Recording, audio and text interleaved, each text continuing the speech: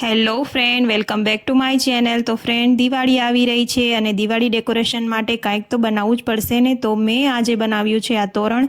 આમ તો મેં ઘણા દિવાળી ડેકોરેશન બનાવ્યા છે, પણ મેં વિડીયો અપલોડ નથી કરેલો અને આ તોરણનો વિડીયો અપલોડ કરેલો છે। તો તમે જોઈ શકો છો કેવી રીતે બનાવ્યું છે આ તોરણ।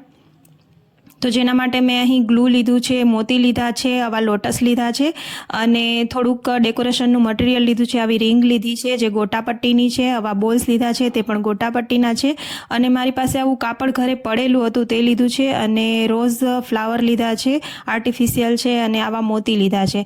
તો આવા મોતીમાંથી મેં આવા લટકણ બનાવી અને રેડી કરી લીધા છે પહેલેથી જ। તો એ લટકણ કેવી રીતે બનાવવા તે તો તમને જોઈને પણ ખ્યાલ આવી જ જશે। અને આવા લોટસ છે તેની નીચે આવી રીતે કાણું હોય છે, ત્યાં આપણે આવી રીતે લટકણ બનાવીશું। તો બધા લોટસ મેં લટકણ બનાવી અને રેડી કરી લીધા છે અને જે કાપડ હતું તેમાંથી મેં લેસ જેવો પટ્ટો બનાવી લીધો છે સિલાઈ મશીનના મદદથી। તો એ પટ્ટો કેવી રીતે બનાવ્યો છે તે પણ તમે જુઓ। સાવ ઇઝી છે બનાવવું। જો તમે બનાવવું હોય તો બનાવી શકો છો। આવા લોટસ ઘણા લોકો ઘરે પણ બનાવતા હોય છે, પણ એ એટલા સરસ નથી બનતા, જેથી હું સજેસ્ટ કરીશ કે તમે આવા લોટસ રેડી જ લઈ લો। અને આવી રિંગ પણ રેડી જ મળે છે, મટીરિયલ શોપ પરથી બધું મટીરિયલ તમને મળી જશે।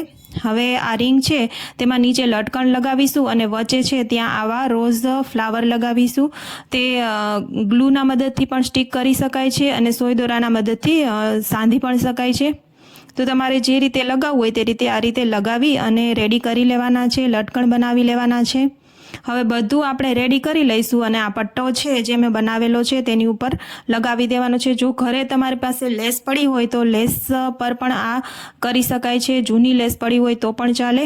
મારે લેસ ઘણી બધી પડી છે પણ એટલું બધું મેચિંગ નહોતું થતું, માટે મેં આવો કાપડ પડેલું તેમાંથી મેં આવો બેલ્ટ બનાવી લીધો છે। હવે જ્યાં ઉપર છે ત્યાં આવી ગોટાપટ્ટી આવે છે, ડિઝાઇનર ગોટાપટ્ટી મારી પાસે પડી હતી તે મેં લગાવી દીધી છે। તો બધું ગ્લુના મદદથી પહેલાં તો મેં સ્ટિક કરી દીધું અને ત્યારબાદ મેં સોય દોરાના મદદથી પણ ફિક્સ કરી દીધું છે, જેથી કરીને તે નીકળી ન જાય। તો ફ્રેન્ડ, એક નાનકડી રિક્વેસ્ટ છે કે હજુ સુધી જો તમે વિડીયોને લાઇક ન કર્યો હોય તો વિડીયોને લાઇક કરી આપો અને તમે મારી ચેનલ પર ન્યૂ છો તો ચેનલને સબસ્ક્રાઈબ કરી બેલ આઇકનને પ્રેસ કરો અને વિડીયોને તમારા ફ્રેન્ડ અને ફેમિલીમાં શેર કરજો। તો હવે આ રીતે બધું પહેલાં તો ગોઠવી દઈશું કે ક્યાં કઈ વસ્તુ આવશે તો આપણને મેજરમેન્ટનું ખ્યાલ આવે। તો બધી મેં વસ્તુ ગોઠવી અને ત્યારબાદ મેં સ્ટિક કરી દીધી છે। સ્ટિક કર્યા બાદ સોય દોરાની મદદથી સાંધી લીધી છે અને તોરણ રેડી થઈ જાય એટલે તમે ફાઇનલ લુક જોશો કેવો લાગે છે અને મને કમેન્ટમાં જણાવજો કે તમને તોરણ કેવું લાગ્યું।